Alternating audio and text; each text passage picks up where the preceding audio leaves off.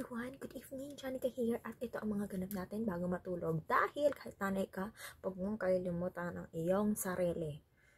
Wag. Before anything else, kailangan natin mag-toner. Ang ginagamit kong toner ay Flower Power, itong color pink, para sa mga dry to normal to dry skin. Ayan. So, tap-tap mo na siya na ganyan. Tapos, habang pinapadry natin to, chika ko lang to na mabilis sa inyo. Ito yung aking ginagamit na para sa mga pimples, acne. Ayan, goodbye because of calm down, ganun. This is a spot gel sa mga pimples. Tingnan nyo ito ilong ko. Napapansin nyo sa mga recent videos ko na gumagamit ako ng front camera, nakikita nyo yan. Medyo red yan, diba? Medyo bulky siya red. Masakit siya actually. Pero ayan, pawala na siya. Siguro sa rason bakit ako nagkaka-pimples is that malapit na aking period. And then, sa mga rason ay medyo stress ako. Stress ako kasi sino ba naman hindi mai-stress?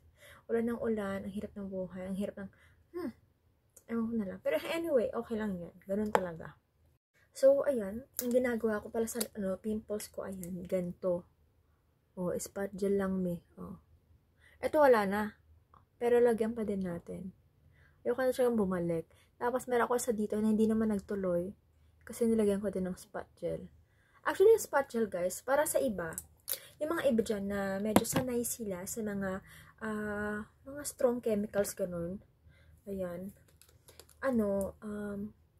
Hindi nila nararamdaman. Kasi siguro, intolerance nila, 'di ba? Pero, para sa akin, guys, lalo na kapag may laman talaga yung pimples, kapag may laman yung pimples, parang nag-aaway sila.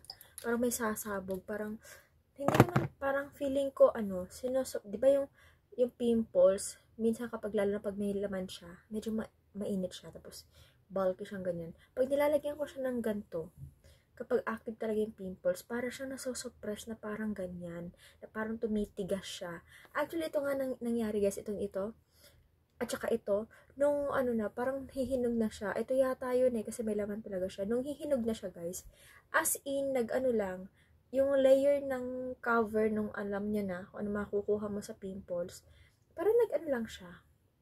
Parang nag-thin siya, ganyan. Tapos, ganyan ko siya kinabukasan, ayun na, ball na siya na parang lumalabas, yung mga lumalabas sa pimples na ganun, 'di ba?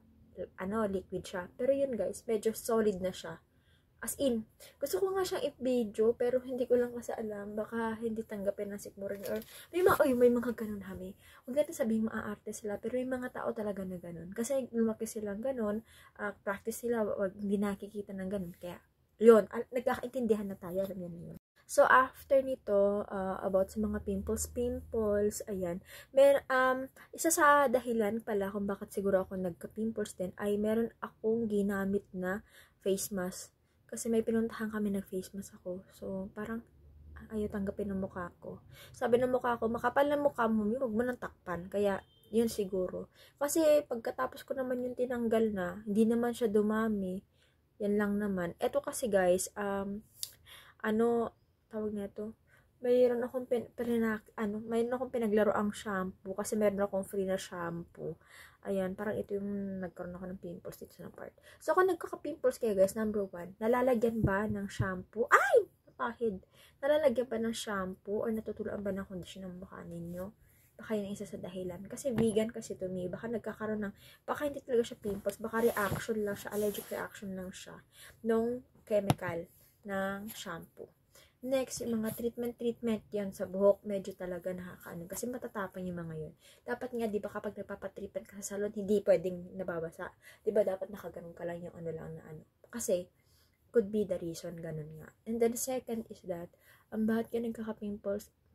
Nako, very common na yung hormone, okay? Or malapit ka ng datnan, ganyan. Balance hormone, ganyan. Number 4 is food. Pwede din yung food kasi naman lagi kang prito. Pwede din yon. Tapos kulang ka sa fiber, kulang ka sa tubig, pwede din yon.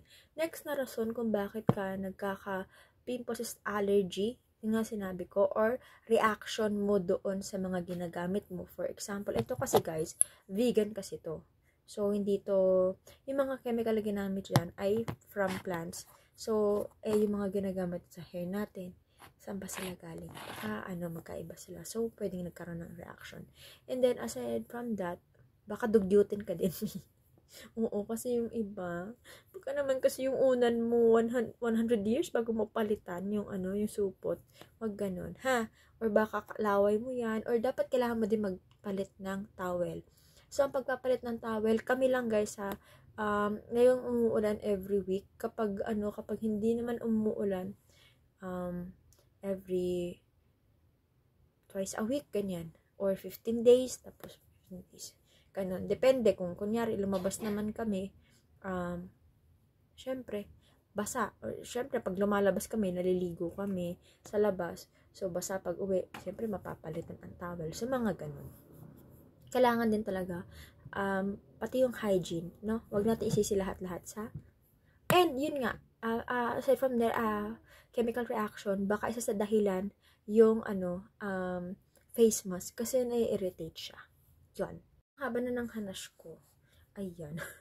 Haba na ng hanas ko. So, kailangan natin mag-moisturizer.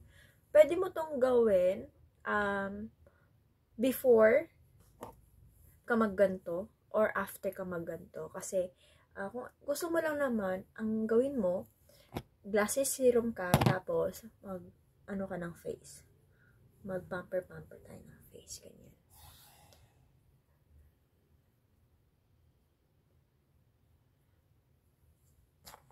So basically, iniwasan ko na yung mga parte kung saan naglagay ako ng kanina, ng spot gels. Tapos ganito lang. Ang ganda sa feeling guys, promise. Ayan. Gawin mo din to. Tapos isip-isip ka naman babago nating goal sa buhay. Kaninong buhay naman sisirain na. Charot. Hindi. Diba? Ganun talaga. Yung mga post mo guys, gawin mong useful. Isip ka ng mga bagay, ano kayo magandang explore na talent, ano kayo magandang subukan na negosyo, kung meron man, or skill, ano ba, or yung mga pangarap mo na hindi mo pa natutupad, o hindi mo pa nasisimulan, baka naman, di ba? So, yun. Pwede mo itong gawin kahit mga mga 15 minutes lang, ganyan lang, di ba? Para naman, hoy, wrinkles, bangon ka, umayos ka, di ba? Tapos ito naman talaga ang importante, ito. Kasi ito yung magdi-define ng lahat. Charot. Alam niyo ba? Alam niyo ba? Ganyan. Ganyan lang. Tapos, hindi naman tayo masyadong sa. Ang hirap pag may iniiwasan pa, diba? Tapos, pag natapos mo na to, pwede ka na multi-mist. Tapos na. So, ingatan ang sarili. Alam ko, marami sa atin, masyadong nagmamahal ng kapwa. Alam ko, marami sa atin, dahil pag napagdaan natin yung mahirap, ay hindi natin sila mahirapan. Pero alam mo ba, ang tunay na tulong, ang tunay na kindness, ay hindi yung sinusubo mo na lang sa kanila na, ayan, kasi nga, I care for you. Hindi ka nun. Dapat ma-realize nila na you are really taking care of them, or you are really kind to them. At dapat, kailangan din nila matutunan na i-appreciate yun. Alright?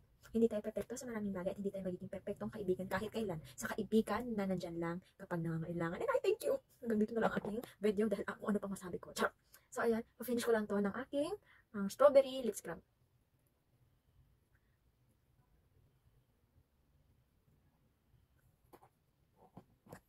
Para sa mga nagtatanong pala kung ano ba itong ginagawa ko. Hindi po. By Pinoy po tayo. By Pinoy for Pinoy first. Ganyan. So good night na guys. Kailangan natin matulog kasi may ipasok bukas. Bawal mali. And I thank you. Bye-bye. Good night po. God bless po.